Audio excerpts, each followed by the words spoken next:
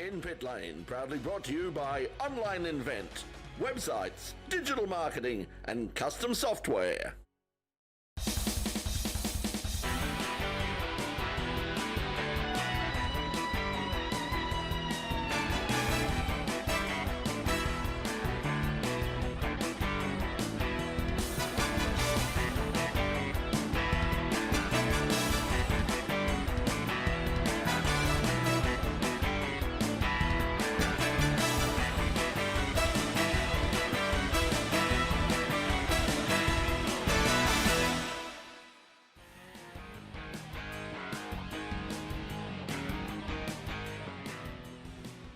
Hello everybody and welcome to a brand new season and a brand new year of In Pit Lane here on Channel 31 Melbourne and online. It's great to be back here and it's great to have you back as well and joining us for what is coming up to, believe it or not, our 27th year on air. Yes, it is now official. You do not get that for murder just about anywhere.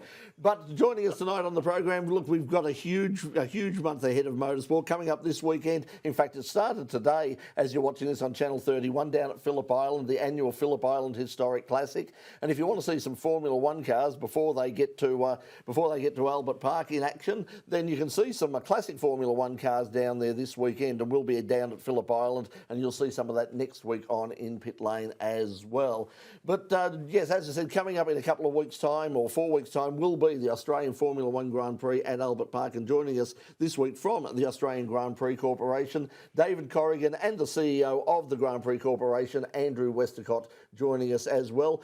And alongside me once again, my co-host for season 2023, Craig Doc Latigo. Doc, welcome back. Welcome back. Oh, thanks, Brett. Great to be back. We're back in the thick of it already. It's just coming out of our ears already. But yeah, it's awesome. 27 years. I didn't realise we were that old, but it's no. I am that old. That's all right. Brilliant to be back, and yeah, our entire crew, none of them were born 27 years ago. I know, it's scary. It's like I can just crawl under a desk now. I have socks that are older than most of our crew. Socks and jocks, I hope. Not. Oh, that's what I said. Not. As I was going to say, they were in the bin a long, about 25 years ago, I hope. Anyway, it is great to be back, and we've got some extremely special guests we need to introduce. Yes, as I said, from the Grand Prix Corporation, David Corrigan and Andrew Westacott, and we've got so much to talk about. We're going to drop our news for this week, but I think we should start off. There was actually, over the weekend, some actual Formula One racing happening. The opening round of the World Formula One Championship happened over the weekend. And first of all, Andrew, let's start off with you. I mean, another Red Bull domination. I mean, is that good for the sport, or I mean, does it have any effect on what you guys are doing at all in terms of crowds or the interest in the event? Well, it doesn't necessarily have an effect right now, given the sellout nature that we've got. But everyone wants to be entertained. You don't want to go to major sports unless you're a Liverpool fan and they beat Man U 7-0. But you want to see action, and that's why Formula 3 and Formula 2 have a fair bit of action attraction. I'd love to see things bunching up. It might, but it's great to see a great start to the season. And tell you what, if you love Aston Martin, if you love Fernando Alonso, and if you love hope, and I'm one who loves hope about having McLaren be a bit further, the only way is up, it should be a great race meet. Well, he's 40 years young now, isn't he, Fernando, you were just saying? He's 40 years young when I say now. He's outstripped a few of the ones that are half his age.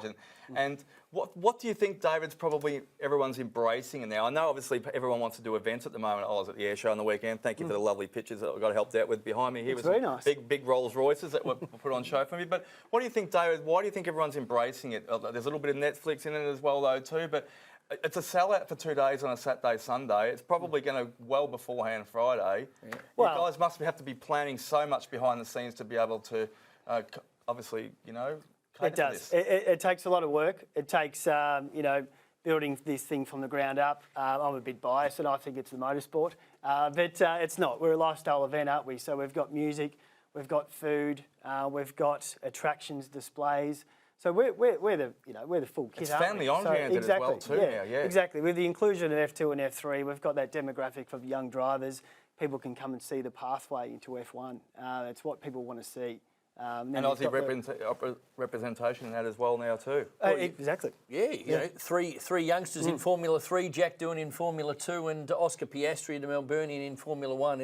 It is great. But the interesting thing is so many new fans are coming along to the event and they're coming back in extra numbers because what they saw in 2022, they've liked. And, in terms of 2022, I mean, obviously it wasn't ideal in terms of the time it was there, but looking at what you're doing this year and for the future of the event, how important was that event in terms of the long-term future of the Grand Prix in Albert Park? Well, just from a planning point of view and a staffing point of view, we had a cancellation obviously in March 2020. Then we had a situation where with turnover, there was about 30% of our staff who'd never done an event with us. And so that was new. And then there was this tsunami of growth that we had. We went from a typical number of 300, it was 324,000 in 2019, to grow to 419,000. And with the amount of activity that we had, it was uncharted waters. And so that was really, really draining. But now we've got a situation, in the last 12 months, every one of our staff's done a MotoGP, which was a record crowd since Casey Stoner's years, and have also done a great Formula One event. And now we've got a great team, and Dave and the guys leading Formula 3, Formula 2, we're in fantastic shape. You mentioned 2020. I mean, we'll cover this briefly because we were on stage down at Federation Square doing a live stream to preview the Grand Prix. With Hugh Barter? There was Hugh Barter, who's racing in Formula 3, our mate Hugh. Also Angelo Mazuris, who's racing in Carrera Cup once again. And I kept getting pieces of paper saying, you know, Ferrari are packing up, Sev Vettel's been seen at the...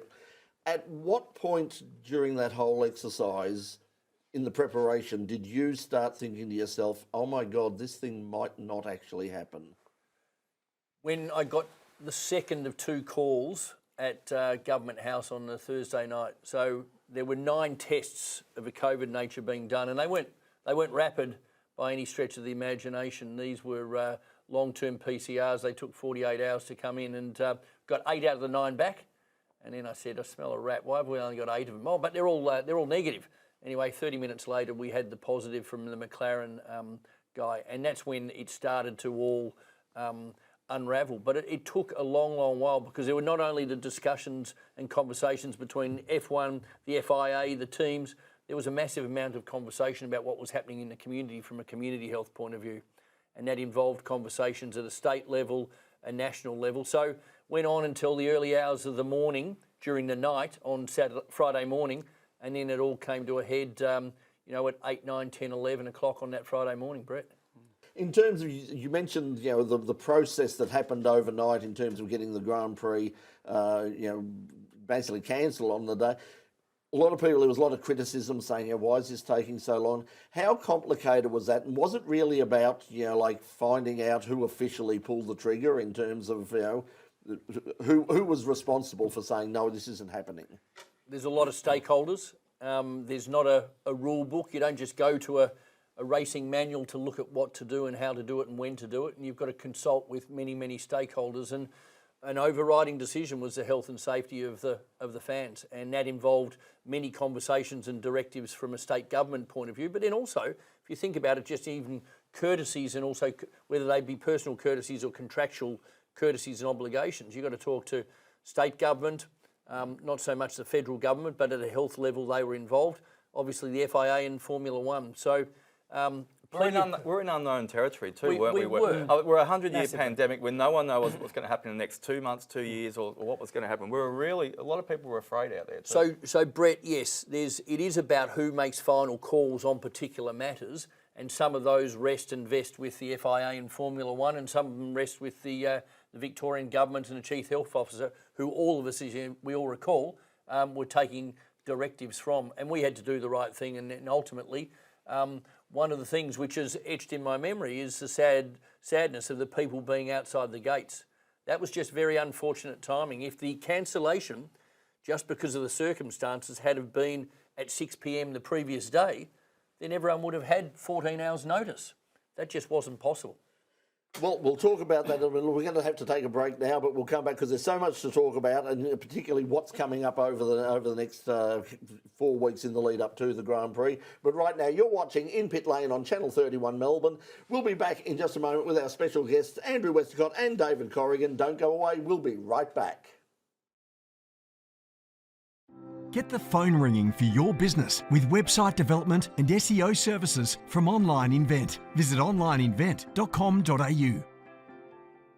Yes, and a very big thank you to Roy and the team from Online Invent. You know, if you're looking for getting your company, your business, if you're a car club or an event coming up and you want people to be involved and to actually be online and get involved in social media and have a website that actually works or all of those things, then you really need to talk to Roy and the team at Online Invent. Roy's a huge motorsport fan, of course runs the YouTube channel motorsportarchive.com, and you can have a look at a lot of old Australian motorsport there, and a lot of it's come from my collection, and he's been digitising that, so you can go onto that as well. The results will blow you away. It's crazy. Yeah. We were looking through some figures last year and percentages and exponentially. We couldn't believe it. Brett would come back with a new fun fact each week saying, "Oh, look, this has grown by 150%. Where'd that come from?" And then the following week and so forth. Literally, the Facebook went Brilliant. from from 1,000 or so up to tens of thousands. Bit like the Australian Grand Prix has in the last 10 years as well, though, to give or take a couple of years out of it. But a bit like, with another 15, 17 years to go as well, though, too. So thank you to Online Invent for their ongoing support of In Pit Lane, RMITV and Channel 31. We really do appreciate it. Welcome back to In Pit Lane here on Channel 31.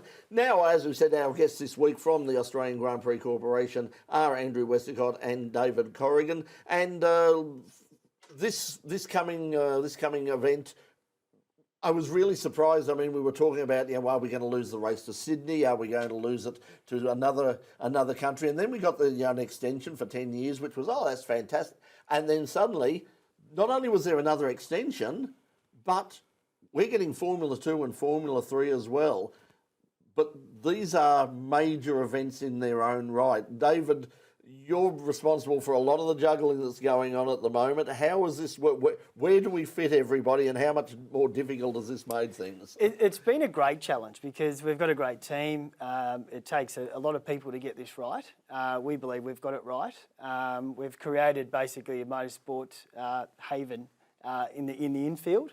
And F2 and F3 will be located where the supercar, all the spectators know, where the supercar transporters were. We've pushed them out about 100 metres in the outfield. They will be, but we've built. And they were delighted, I take it. Yes, no, well, look, they can still access. They can go graze out there, That's can't right, they? exactly. Ice bars are plenty. Look, I think with the event it's growing, so we need to come up with these ideas to make sure we cater for everyone. So everyone has their own area to play with as well, too. Obviously, That's it's right. individual, but did you go overseas or did you look how some of the other events around the world do it and learn from some of the best as well, too, and then add our touch to it? Look, Andrew went on a trip. We had another guy, Tom Mottram, as well, but then Andrew and I went over to Abu Dhabi and we saw the setup of F2 over there. I can tell you that they weren't close to the F1 paddock. They had their own area. It was shut off to the public, and we're creating basically a fan-facing F2 and F3 paddock that the fans can come and see the drivers, see the cars, fan-facing, walk around, and it's going to be incredible. And the other thing about that we've got for this year, of course, is the timing has been absolutely perfect because. Not only, of course, we've got Oscar Piastri making his debut at Albert Park for McLaren, so we still have an Australian to cheer in Formula 1, albeit that they're struggling at the moment, but they can only go up. But we've also got Jack Doohan in Formula 2. But in Formula 3, we've got our mate Hugh Barter, the regular on In Pit Lane over the years. We've also got Christian Mansell. We've got Jack Smith. We've got Tommy Smith. Tommy, that's the brother. Yep. It's fantastic. I mean, we've now got the pathway for the next... If everything goes according to plan, we could have Australians in the Australian Grand Prix for the next 15, 20 years. And we all get to share it, like you said, Dave. You get that experience now. Yeah, exactly. Yeah, I think we're very lucky. And I think motorsport will benefit. I think karting will benefit, supercars will benefit. Everyone will benefit from this. And it's aspiration. Every one of those has had posters of they had posters of Oscar, they've had posters of Danny Rick, Mark Webber, and so on. That's what inspires young boys and girls to pursue careers in karting. Formula One's got the F1 Academy starting up overseas. There's seven rounds, 21 races across that. And, this is the thing we want to make sure, and one of the things that Dave and the guys have worked so hard on is to make sure that people have access to see the drivers in F3 and F2 with the cars there, and they're beautiful looking cars in the paddock before they go out into pit lane and have their racing. And how did it all come about? I mean, how much of it was you guys seeking out to get it over here? How much of it was Formula One and Liberty Media sort of saying we want the whole package there? We want to make this part of the travelling circus. So was that part of the negotiations to get the extension on the contract? Yes, it was. And when you look at it and you have dialogue and discussion about what the aspirations are of Stefano and the guys at Formula One. They want to grow Formula 2, they want to grow Formula 3, they want to showcase it. There's 5 races of Formula 2 outside Europe, and 3 of those are in the Gulf, then there's us and Baku. I think we're going to be the showcase one about the way we interact with the fans. And then through the dialogue and the competition, and I say competition from Sydney, it was all about making sure what we could have as an offering. And part of the overall package was to say, we want to grow the sport, so Formula 2, Formula 3, how about it? And there was mutual agreement from the Victorian government, the corporation and F1. Slight step to the left then, about the experience you're saying. It's not just obviously the fans getting to see on the coalface where the sport is going and the development there, but there seems to be a lot of family orientation now. There's a lot of women coming to watch the experience as well, though, too. They're getting involved. There's obviously some media exponentially coming into the scene, but I think you're just growing in a different way. What have you done now to make more of a family? There's concerts now. I think there's a food experience as well now too. There's obviously corporate hospitality. You must be growing exponentially in all those sorts of ways, David. That's right, yeah. So look, we have obviously the music offering is incredible.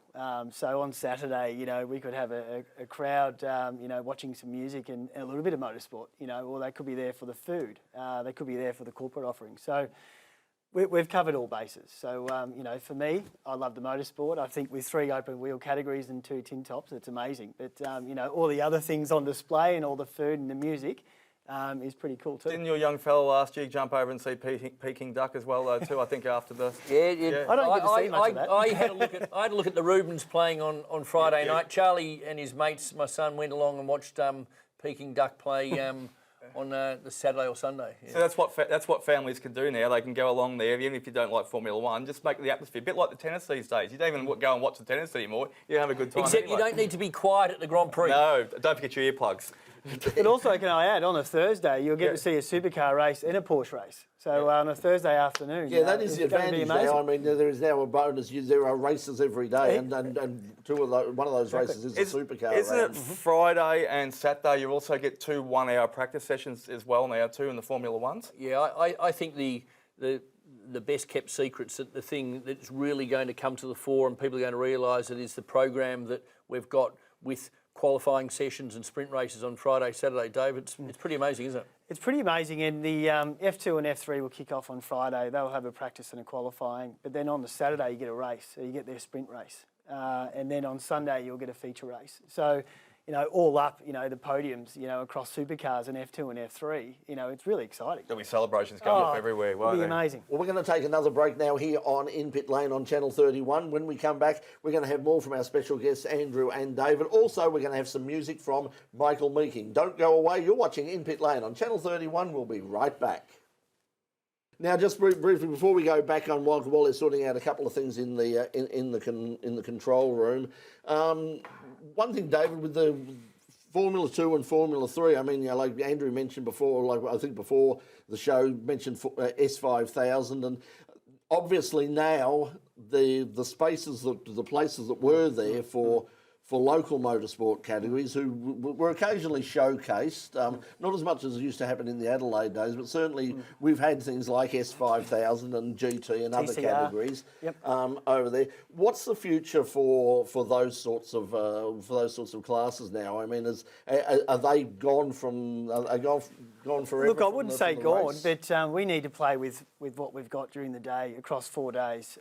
It is tough when we look at the schedule. There's only so many hours we can play with before it gets obviously dark in the evening. So supercars are our strong partner.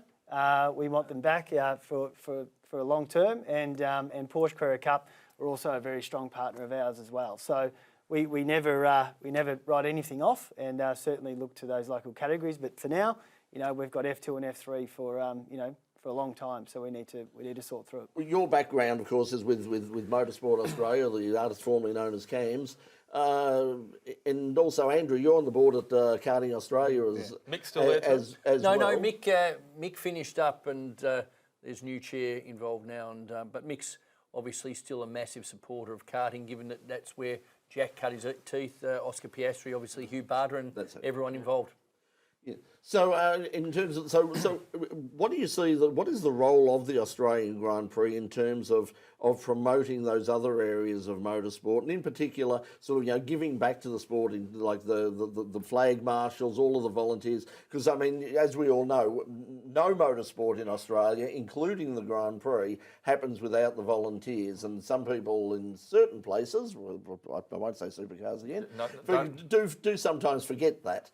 So what are you doing to sort of promote the wider sport? Well, let me just say that we never forget our marshals at our event.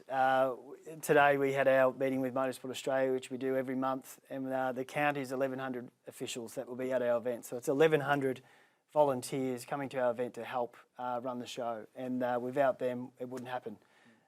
We put our arms around them at the event. We give them tickets, show bags. We put on a dinner on the Sunday night.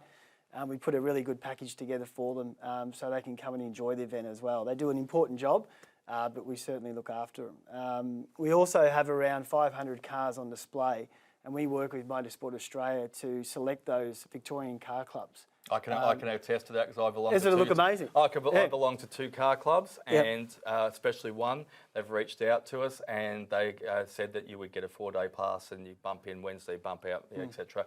And you're complimentary and enjoy yourselves, and we'll have your car fully secured on display. Because so I can attest to that. The thing I love about it, Brett, is that it's not only the young guys and girls who come along to our event and get inspired by STEM, or the karting kids who are coming along for the first time, and whether it's Brad Management or Huey Barter or Lewis Francis and all the other youngsters who I've got to know over the years and stuff, who aspire to then hit the top ranks. It's also the people who are working at the Grand Prix Corporation or who are working at Motorsport Australia, and we're always winning those awards at a global level, and that's wonderful for the strength of motorsport in this country, because then they export that talent to go and train people in Bahrain or Singapore, for example. I'm glad you brought it up. Just before we go back to you, there's something worth mentioning because we won't have time for it, because we want to pay homage to you guys and what you do. But Tim Schenken's also coming up to 40 years as well, though, too. Paul Little does so much behind the scenes. There's so many things, and obviously last year must have been pretty exciting. Must have been a bit of a high roller coaster, just going peaking, especially when you got, the one deal comes through and then you get another couple of more deals come through, and then they said only because of Ramadan, but you're going to be back in the driver's seat, the first kicking off at the start of the year again for another 3-4 years. It must be, we won't be able to touch on it too much. We only got 3 minutes to play with, but it must have been. We're rapidly running out of that right now. It must have been an exciting year for you as well last year. It would have been hard to keep up with the highs. It is. The treadmill gets turned up quicker and quicker.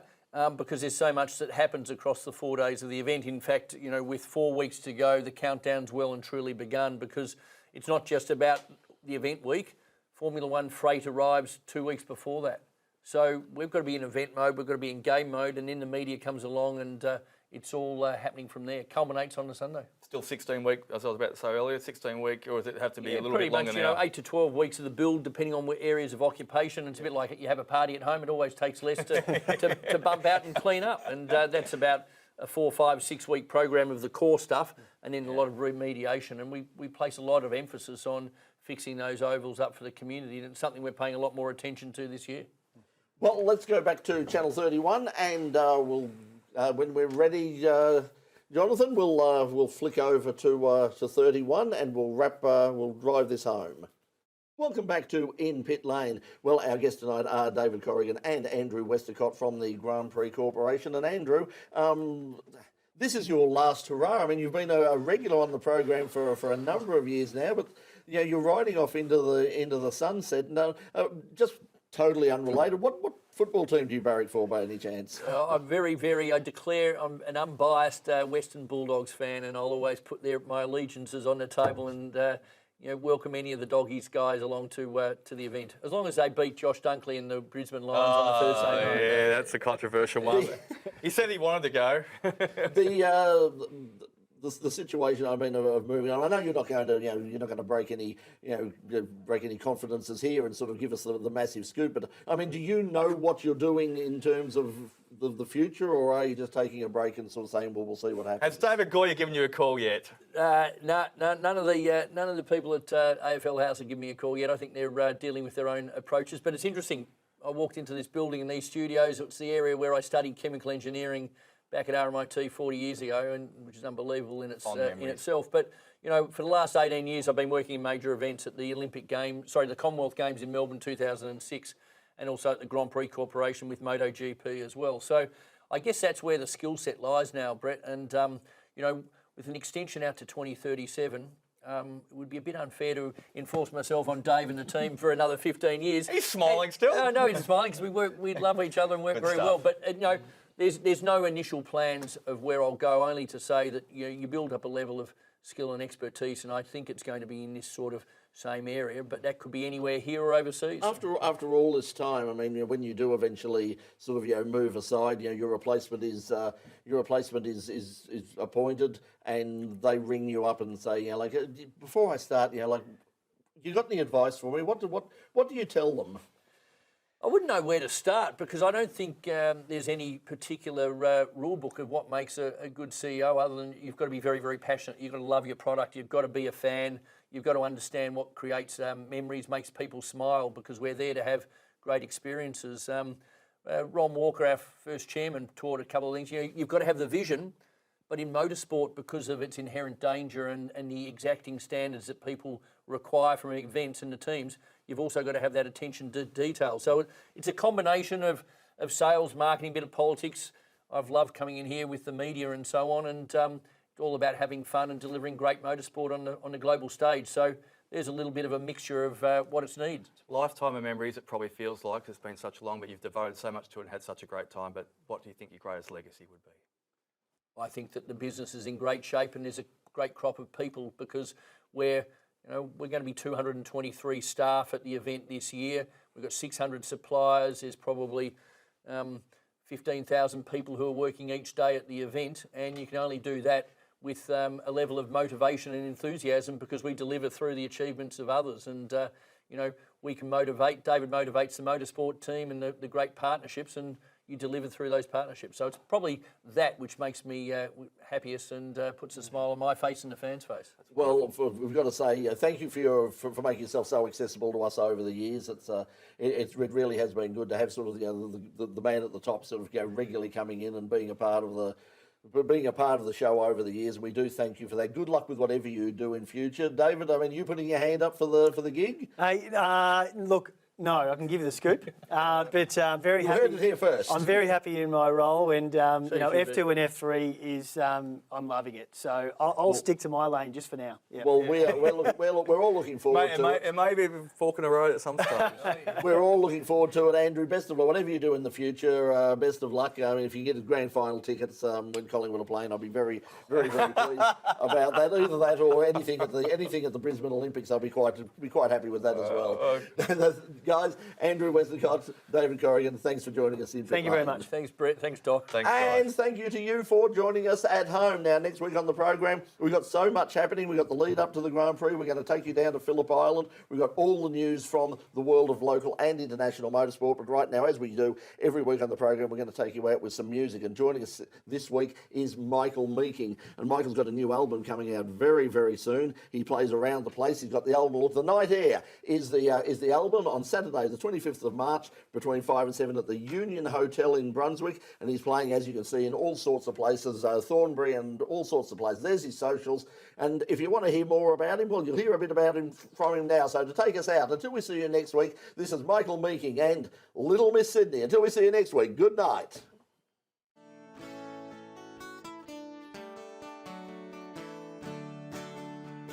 Once she was the girl that all of the boys said that they wanted. Back there in that town, she fell for a line, and oh, how she bought it. Years, they rode on by and left her behind, until one day she saw her. Time after good time, there were the signs, but she chose to ignore it. Now little Miss Sydney's going out tonight, putting herself under the neon lights. Gonna give loving just one more try. Little Miss Sydney's going out. Oh, she's going out. She's going out tonight.